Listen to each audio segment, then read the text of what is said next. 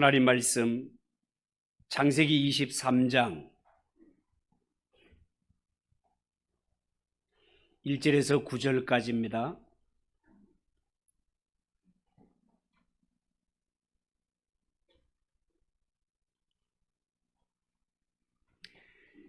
창세기 23장 1절에서 9절까지 한 절씩 교독합니다.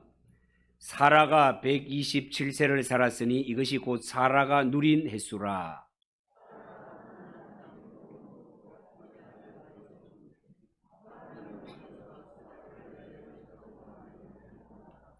그 시신 앞에서 일어나 나가서 헷 족속에게 말하여 이르되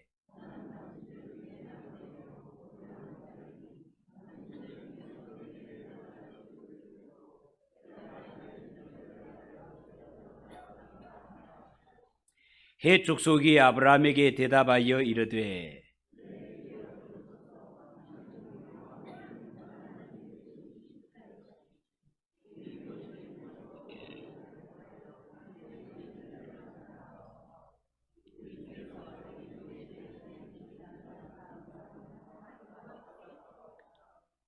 아브라함이 일어나 그 땅 주민 헷 족속을 향하여 몸을 굽히고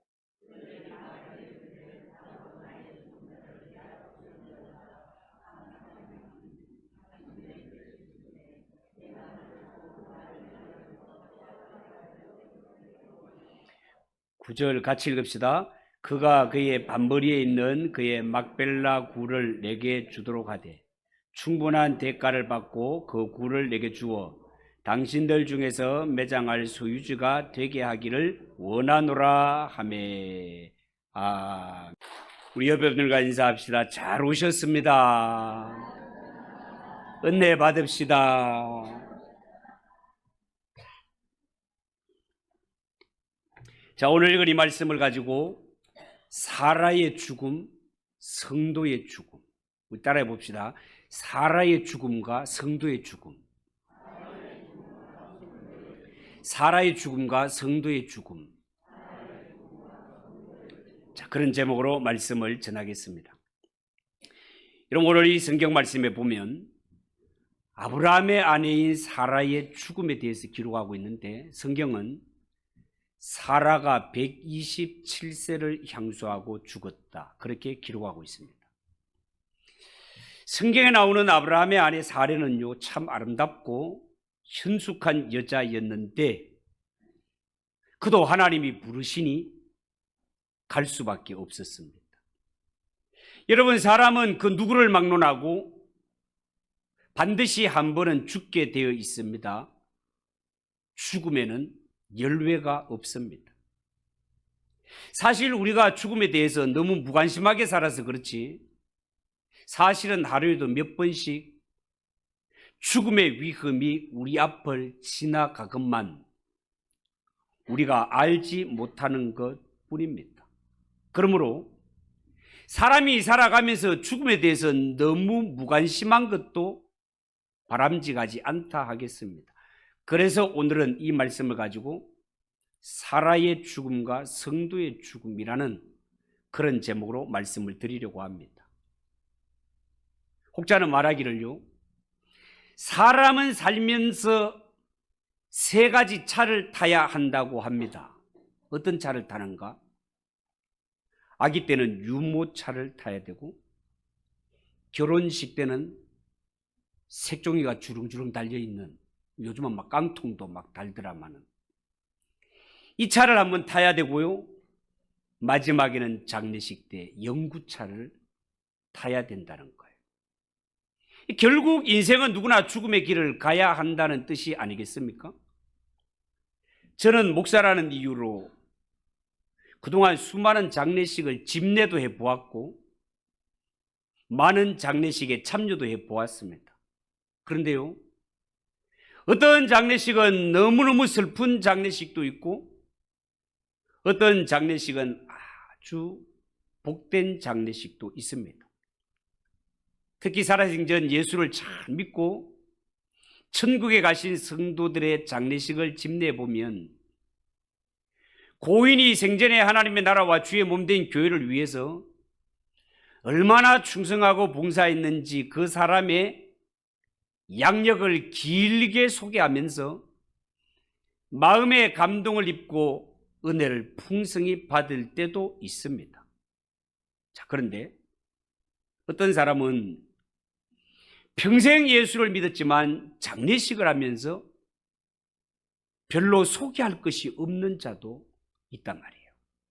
그럴 때는 장례식을 집례하면서 마음이 참 허전합니다. 여러분, 예수 믿는 성도는요, 그렇게 살면 안 됩니다. 하나님이 보실 때도 아름답게 살아야 하고요. 저를 봐서라도 장례식 때 좀 양력을 길게, 이분은 정말 살아생전 하나님의 나라와 복음을 위해 이렇게 헌신하셨습니다 라는 양력을 길게 소개할 수 있는 복된 삶을 살아야 된단 말이에요. 여러분, 오늘 이 성경에 보면 사라의 죽음을 두고 아브라함이 사라가 가나안 땅 헤브론 곧 기럇 아르바에서 죽음에 아브라함이 들어가서 사라를 위하여 슬퍼하며 애통했다. 자, 그렇게 말하고 있습니다. 자, 그렇지만 아브라함은 오랫동안 슬퍼하고만 있을 수 없었습니다. 왜냐하면 사람이 죽었으면 장례를 치러야 되는데 지금 아브라함의 입장은 그 땅에 나그네와 같은 자이기 때문에 사랑하는 아내가 죽었건만 매장할 땅이 없단 말이죠. 안타깝게도 이때까지 하나님은 아브라함에게 약속하신 땅 가운데 아직은 한 평도 주지 않은 이런 지경이었기 때문에 그렇습니다. 그래서 아브라함은 이 문제를 두고 오늘 성경에 보면 헷 족속의 사람들과 의논을 했다, 그렇게 기록하고 있습니다. 자, 헷 사람과 이렇게 의논을 했을 때 다행스럽게도 이 헷 사람들은 아브라함에게 원하는 대로 사라의 무덤을 쓸 수 있도록 아주 호의적인 반응을 보였습니다. 그렇지만 아브라함은요, 이 헷 족속에게서 장사 지낼 땅을 공짜로 받지 않고 기어코 그들에게 땅값을 지불하고 땅을 사서 사라를 장례 지냅니다.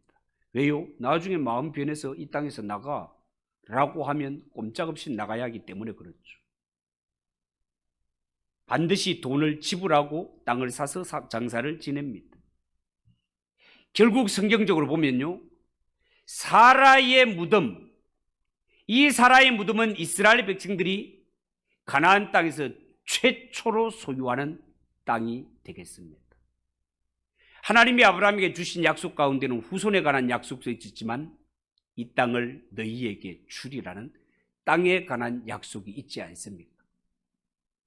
아직 내 땅 한 평 없는 이러한 가운데 사라의 무덤을 쓰면서 돈을 지불하고 산 이 땅이 하나님의 약속이 성취되는 그 언약의 불씨가 되는 것을 보게 됩니다. 자, 먼저 오늘 이 성경을 통해 생각할 것은 아브라함의 아내 사라가 죽었다는 거죠. 여러분, 사라가 죽었다는 것은요, 단순히 그가 이 세상에서 살다가 생명이 끝났다, 그 정도만 의미하는 것이 아닙니다. 사라의 죽음은요, 그가 이 땅에서 자신이 싸워야 할 선한 싸움을 다 싸우고 하나님의 품에 돌아간 것을 의미합니다. 1절에 보면 사라가 127세를 살았으니 이것이 곧 사라가 누린 횟수라, 그렇게 말했습니다. 여러분, 생각해 보세요. 하나님이 아브라함을 맨 처음 갈대아 우르에서 불러냈을 때 그 현장으로 가보면 아브라함은 오직 하나님의 말씀을 쫓아 길을 떠났습니다. 그리고 동시에 아브라함의 아내였던 사라에게도 근본적인 변화가 찾아왔습니다. 아브라함과 함께한 사라의 삶, 하나님으로부터 언약을 받은 아브라함, 이 사람을 남편으로 두고 따라가야 했던 사라의 삶, 아브라함을 따라갈 때 참 고난의 연속이었습니다. 여러분, 아브라함과 사라가 그동안 얼마나 많은 고난을 겪었는가 하는 것은 이미 살펴보지 않았습니까? 가는 곳마다 아브라함은요, 당시에 사라가 얼마나 이쁘게 생겼는지 모르지만 이 사라의 아름다움 때문에 혹시 이 세상에 불안당 같은 놈이 내 아내를 빼앗아 가기 위해서 나를 죽이고 아내를 빼앗아 가지는 않을까 하는 이런 강박관념에 시달렸습니다. 실제로 아브라함은 아내를 애굽에서 빼앗겼던 적이 있지 않습니까? 아내를 빼앗긴 남편도 남편이지만 남편을 오빠로 속이고 다른 남자에게 붙잡혀가는 여자의 마음 또한 얼마나 두려웠겠습니까? 사라가 이런 일들을 다 겪었단 말이죠. 그렇지만 성경에 보면 사라는요, 아브라함을 부를 때 주님이라고 불렀습니다. 한번 따라해 봅시다. 주님. 주님. 아마 아내 된 자들이요, 집에 가서 남편에게 주님 말씀만 하세요. 종이 듣겠나이다. 이런 자세로 남편을 섬기면 그 가정이 그냥 화목의 끝이죠. 화목의 끝이라 그냥. 더 이상 어디가 있겠습니까? 사라는 아브라함을 주님이라 부르면서 그를 존경하고 그를 사랑했습니다. 아무리 힘들고 어려운 일이 있다 하더라도 늘 남편을 믿고 기다렸습니다. 그런데 여기서 한 걸음 조금 더 들어가서 생각을 해보면 사라가 남편을 믿었다라는 것은, 남편을 믿었다는 그 말 속에는 아브라함을 믿고 의지했다는 것보다가 아브라함이 믿은 하나님, 곧 아브라함의 하나님을 믿고 의지했다라고 보는 것이 더 정확한 내용이 되겠습니다. 왜냐하면 사라는 하나님께서 내 남편 아브라함을 통해 역사하고 계심을 눈으로 보았기 때문에 그렇습니다. 자, 그렇지만 창세기에 나오는 사라는 늦도록 자식을 낳지 못하는 일로 또한 많은 괴로움을 당합니다. 당시에 자식을 낳지 못하는 여인은 멸시를 받는 이러한 때였기 때문에 사라는 마음 편할 날이 없었습니다. 아브라함의 아내 사라는요, 참으로 아름답고 현숙한 여인이었지만 자녀 문제로 인하여 한없이 낮아졌더랬습니다.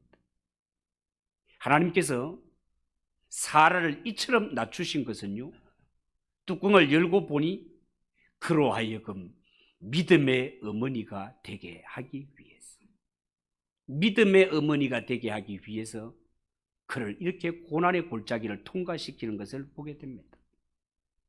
여러분, 알고 보면 사라의 영적 싸움은요, 끝까지 기다리는 것이었습니다.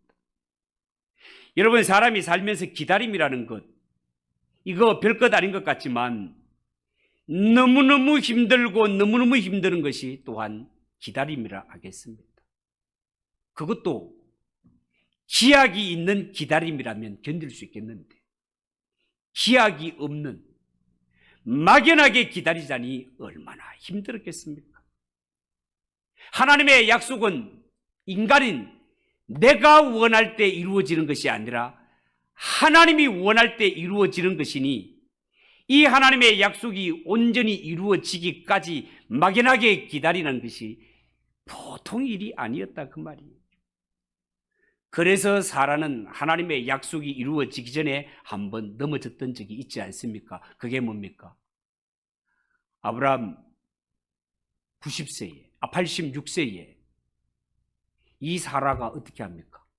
자기의 몸이 늙어가는 것을 알고 여자로서의 기능이 떨어진 것을 알고 아브라함에게, 여보, 하나님이 우리 가정에 아들을 준다고 하는데 당신을 보나 나로 봐서는 도저히 불가능한 일이니 내 몸종 하갈을 통해서 아들을 낳도록 하세요. 그렇게 해서 아브라함 86세에 자기 여종을 들여보냄으로 말미암아 하나님이 약속하신 아들이 아니라 성경에는 꼭 집어 뭐라고 했습니까? 육신의 아들 이스마엘을 낳음으로 말미암아 하나님이 13년 동안이나 찾아오지 않으시고 13년 후에 처음 나타나서 하나님이 하신 말씀이 너는 내 앞에 행하여 완전하라 라는 말씀으로 찾아오셨고, 결국 육신의 아들 이스마엘이 태어남으로 말미암아 지금 저 중동 분쟁의 전쟁의 시발점이 되는 것을 지금도 역사를 통해 보고 있습니다. 여러분, 그의 나이 90세가 되었을 때 하나님이 어떻게 언약을 이루시는가 보세요. 아브라함 100세, 사라 90세 되었을 때 하나님은요, 사라의 몸에 고장난 부분들을 다 고치시고 약속하신 약속의 아들을 낳게 하셨습니다. 사라 90세에 하나님이 주신 약속의 아들 이삭을 낳고 나서 사라가 뭐라고 외치는지 아십니까? 성경에 보면 하나님이 나를 웃게 하시니 듣는 자가 다 나와 함께 웃으리로다. 그렇게 고백합니다. 여러분, 정말 그렇습니다. 90세의 아들을 낳은 사라, 온 천하를 향해서 마음껏 웃을 수 있었습니다. 하나님 앞에 기다릴 줄 아는 사람은요, 반드시 하나님의 은혜로 말미암아 온 천하를 향하여 웃을 날이 있다는 사실을 믿으시기 바랍니다. 그 약속을 기다리지 못해서 그렇지, 기다리는 자 반드시 하나님의 은혜로 웃을 때가 있음을 믿으시기 바랍니다. 그렇게 기쁨과 감격을 누렸던 사라가 죽었다는 것은요, 사라가 이제 자신의 영적 싸움을 다 싸우고 하나님 앞에 영원히 안식을 얻기 위해서 군대말로 하면 제대했다라는 뜻이 되겠습니다. 군 복무가 끝났다 그 말이에요. 여러분, 남자들은 군대를 갔다 왔기 때문에 잘 알겠지만 군 복무 옛날 3년, 꼬박 3년 마치고 고향 앞으로 가 할 때 그 기쁨과 감격이 얼마나 큰지. 여러분, 남자들이 군대에서 군대 생활을 하다가 보면 정말 하루를 편하게 넘어갈 날이 없지 않습니까? 빠따 맞아야 되고 얼차례 받아야 되고, 그것도 군대는 가보면 나보다 나이 많으면 괜찮은데 나이 적어나가 고참으로 있어. 그런 애들에게 갈굼을 당하게 되면은 군생활 하다가 너 제대하고 너 나 만나면은 정말 반 죽는다, 나 피해 댕겨라, 막 이런 마음이 저절로 들어. 저도 그랬어요. 저는 방위 받았는데도 그랬어요. 이야, 그런데 제대하고 나니까 군에서 고생했던 것은 다 잊어버려. 다 제대했다는 이유 하나로 모든 것이 다 용서가 돼. 다 용서가 돼. 현역으로 근무한 사람들은 어떻겠습니까, 여러분? 우리가 현역으로 딱 제대하고 나가는 사람들 보면은 딱 제대 맞추고 예비군 딱 복장해가지고 딱 나갈 때 모든 사병들이 다 연명장에 두 줄로 착 서가지고 나갈 때 참 박수로 그렇게 해서 환송을 하고, 그러다가 뭐 이등병이 총 메고 다시 들어오게 되면 야, 너 보면 자살한다는 말이 저절로 나올 만큼 군생활이 그런 거예요. 군 복무를 마쳤다는 것이 그 정도로 영광스럽다 그 말이에요. 여러분, 정말 그렇습니다. 예수 믿는 성도의 죽음은요, 마치 내 임무를 완수하고 제대하는 군인과 같습니다. 그 힘들었던 군복무 다 마치고 평안과 안식이 기다리고 있는 고향 앞으로 가는 것입니다. 고향으로 돌아가면은요, 부모 형제가 날 반겨줍니다. 사랑하는 애인이 나를 기다리고 있습니다. 그래서 성도가 주 안에서 죽는 것이야말로, 주 안에서 죽는 죽음이야말로 복된 일이 아닐 수 없다 그 말이에요. 자, 그런데 여러분, 성경적으로 곰곰이 생각해 보면 이 사라에게는 아직 성취되지 않은 약속이 한 가지가 남아 있습니다. 그게 뭔가 하면 이삭의 후손을 보는 것입니다. 그 후손에 대해서 제가 설명했잖아요, 그죠? 리바이벌 하지 않습니다. 너무 잘 설명했기 때문에 뭐 기억 안 나도 할 수 없어, 시간 가기 때문에. 여러분, 하나님이 약속했던 그 후손, 이삭을 통해서 와야 할 그 후손, 사라가 그 후손을 아직 보지 못합니다. 이 후손이 어떤 후손입니까? 이 세상 모든 죄 문제를 해결하실 분이 이삭의 후손으로 온다라는 것이 약속 아닙니까, 여러분? 그런데 그 후손을 보지 못하고 죽게 되었단 말이에요. 왜? 사라가 죽을 때 이삭은 아직 결혼을 안 했기 때문에. 자, 그런데요, 사라가 살아생전 약속한 그 후손을 보지 못하고 죽지만 사라가 죽었을 때 그는 저 천국에서 그 영광의 후손을 만나 뵙지 않습니까? 약속한 그 후손이 누구라고요? 주 예수 그리스도. 여러분, 사라는 아브라함을 통해서 보았던 주님을 죽고 나서 천국에서 직접 보게 되었고 그분 가까이에서 주님을 섬기게 되었습니다. 뿐만 아니라 사라는 이 세상에서도 너무너무 아름다웠지만 죽은 후에는 더 완전한 아름다움을 가질 수 있었습니다. 그 아름다움이 뭡니까? 영원히 죽지 않는, 영원히 늙지 않는 아름다움이었습니다. 그는 더 성숙한 모습으로 하나님과 그 아들이신 예수 그리스도 앞에 설 수 있었단 말이에요. 이것이 성도가 죽으면 누리는 죽음 후의 영광이라는 사실을 믿으시기 바랍니다. 사라가 누렸던 그 영광, 성도의 죽음은 슬픔도 아니고 저주가 아니라 이 사라가 누렸던 그 약속된 영광된 그 후손 주 예수 그리스도를 만나는 사건이요, 그분을 가까이서 섬길 수 있는 것이 성도의 죽음이요, 성도의 죽음은 영원히 죽지 않고 영원히 늙지 않는 세계로 들어가는 인문이 죽음이라는 사실을 믿으시기 바랍니다. 사랑하는 성도 여러분, 우리는 지금 이 세상에서 한창 훈련을 받는 군인들과 같습니다. 군인은 힘들지만 절대로 후령을 요령 피우면 안 됩니다. 여러분, 이스라엘 백성들이 가나안 땅에 들어가지 못한 이유가 뭡니까? 그들은 싸우기를 원치 않았기 때문에 그렇습니다. 가나안 땅에 그저 들어가기를 원했습니다. 그러나 정탐꾼을 보내본 결과 그 땅에 들어가기 위해서는 반드시 전쟁을 치러야 되는데 이 전쟁을 치러야 한다는 것을 알고 이스라엘 백성들은 한 목소리로 야, 우리 뭐 이렇게 끌어내가지고 이렇게 광야에서 죽게 만들었냐 하고 한 목소리로 애굽으로 돌아가자고 외쳤던 것이 이스라엘 백성들이었어요.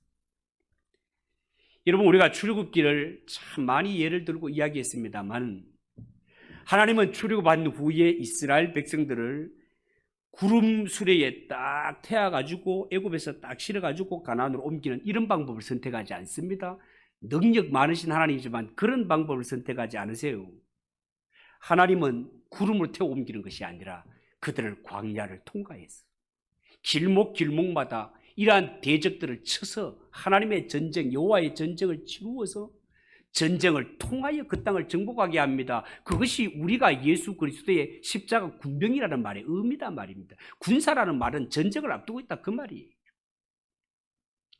예수님 말씀하시기를 천국은 침노하는 자가 차지한다고 말씀했습니다.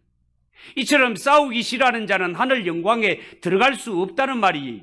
그러고 보면 우리가 예수를 믿을 때 반드시 편하게 믿는 것이 좋은 것은 아닙니다. 그런 신앙은 마치 공짜로 가나안 땅에 들어가려고 했다가 실패한 이스라엘 자손과 같은 신앙이라 하겠습니다. 말씀드린 듯이 성도는 십자가의 군병이기 때문에 마귀가 대적해 오고 이런 귀신의 세력들이 싸움을 걸어올 때는 용감하게 주 예수 그리스도의 이름으로 나가서 싸워야 됩니다. 그렇지 아니하면 승리의 기쁨도 영광도 기대할 수 없는 것이기 때문에 그렇습니다.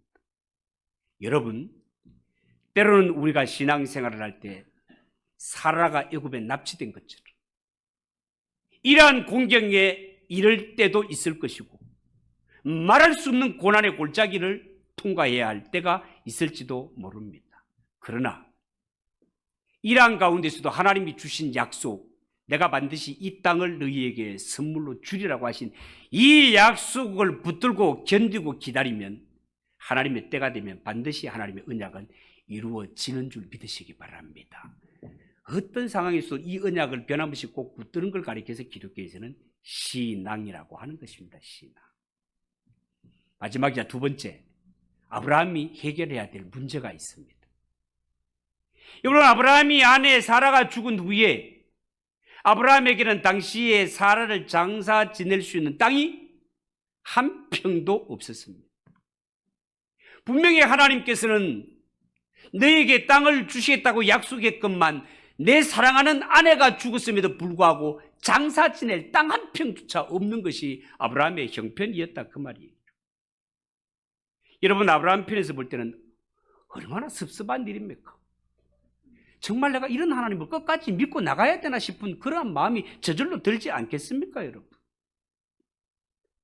이러한 가운데 아브라함은 하나님을 원망하지 않고 헷 족속에게 사라를 매장할 땅을 사기로 결심했습니다. 3절 4절을 보세요. 그 시신 앞에서 일어나 나가서 헷 족속에게 말하여 이르되 나는 당신들 중에 나그네요 그리워하는 자이니 당신들 중에서 내게 매장할 소유지를 주어 내가 나의 죽은 자를 내 앞에서 내어다가 장사하게 하라고. 자, 그렇게 말했습니다. 아브라함은 사라를 장사 지내기 위해 헷 족속에게 땅을 살 수밖에 없었습니다. 그런데요, 이 아브라함의 제안에 헷 족속들이 예상 밖으로 아주 우호적으로 나오는 것을 보게 됩니다. 5절 6절.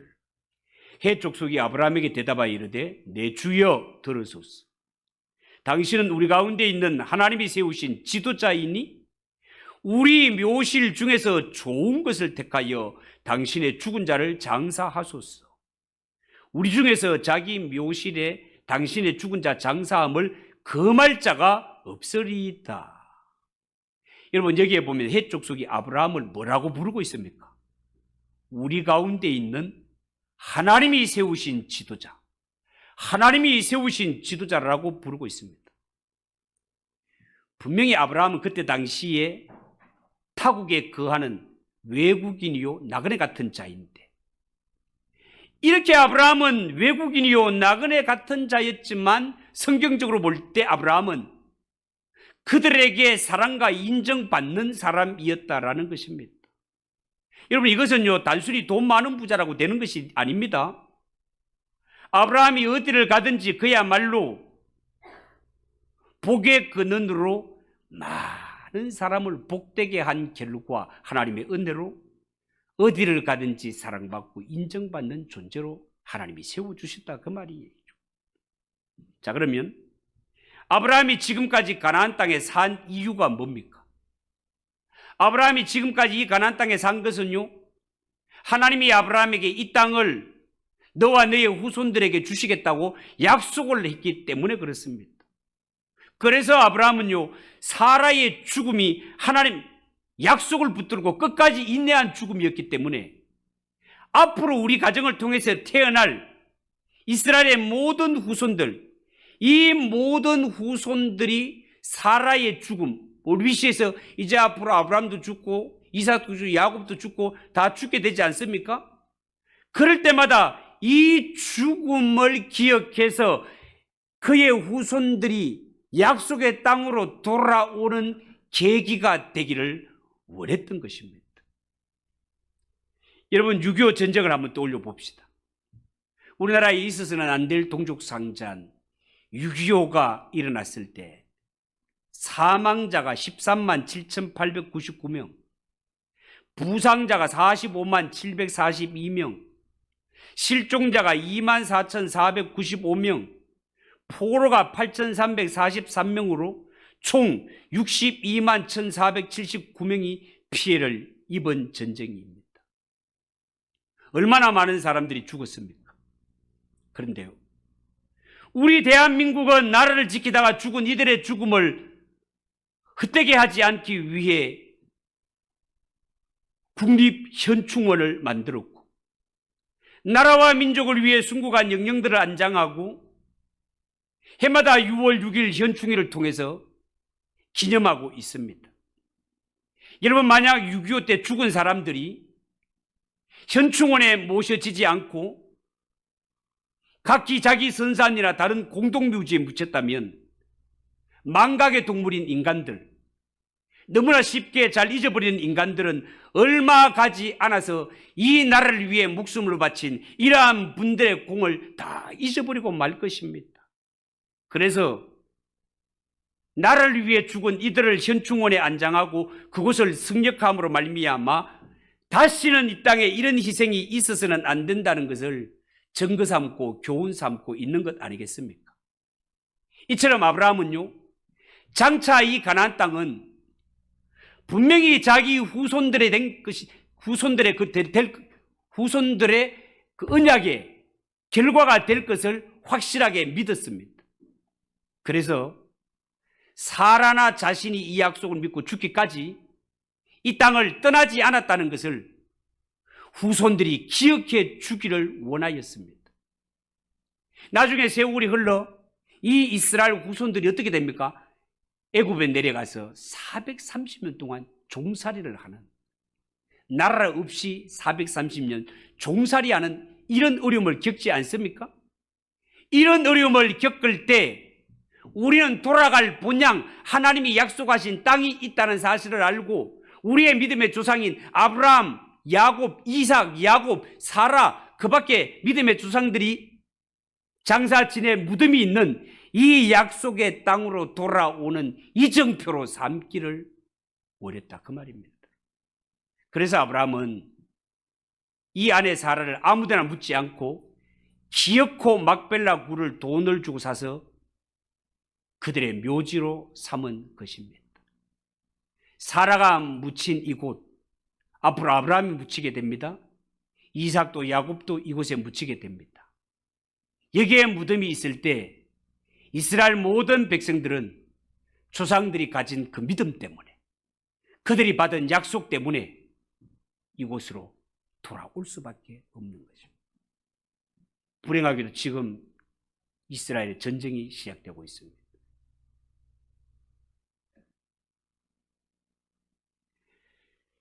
예비군을 10만 명을 모집했더니 제가 확인까지는 30만 명 이상이 자원해서 들어갔어요.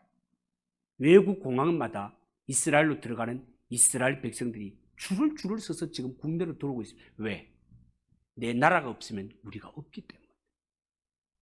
결국은 그것을 올라가면 거기에 아브라함의 무덤이 있고 이삭의 무덤이 있고 야곱의 무덤이 있고, 더 중요한 것은 하나님이 우리에게 주신 바 약속하신 언약이 있기 때문에 그들은 이곳에 올라올 수밖에 없는 것입니다. 사랑하는 성도 여러분, 우리가 본문을 통해 생각해야 될 것이 뭡니까? 그것은요, 우리 또한 아브라함처럼 이 세상에서 나그네라는 사실을 잊으면 안 된다는 것입니다. 아브라함은 약속을 받은 사람이지만 이 세상에 살 때는 나그네로 살았습니다.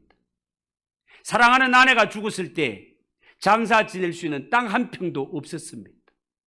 여러분, 혹시 여러분들은 이 세상에 살아갈 때 아브라함의 믿음을 갖지 못하고 너무 세상에 푹 빠져서 살고 있지는 않습니까? 돌아갈 본향이 따로 있구만 마치 눈에 보이는 이 세상이 전부인 줄 알고 이 세상에 전부 투자해서 그렇게 살고 있진 않습니까?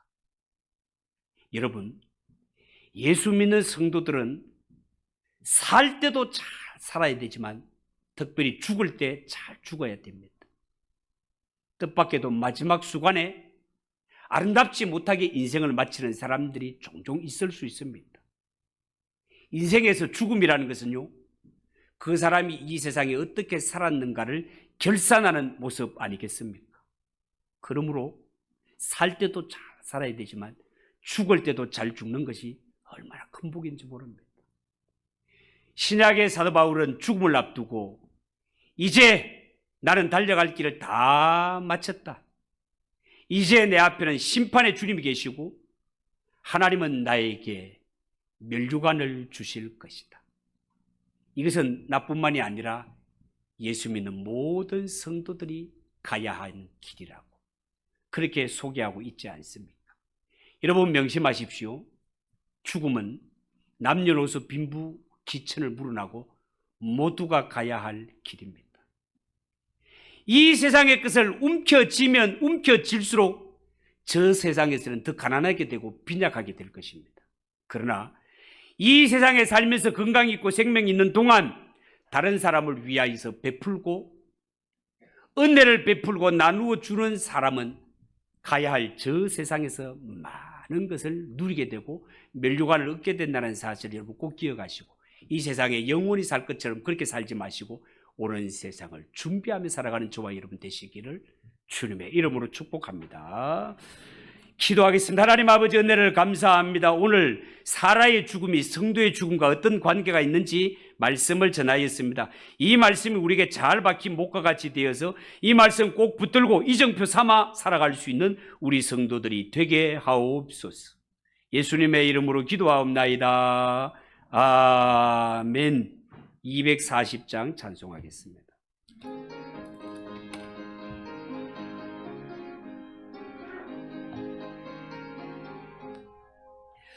주가 맡긴 모든 역사 힘을 다해 마치고 밝고 밝은 그 아침을 맞을 때 요단강을 건너가서 주의 손을 붙잡고 기쁨으로 주의 얼굴 배우리.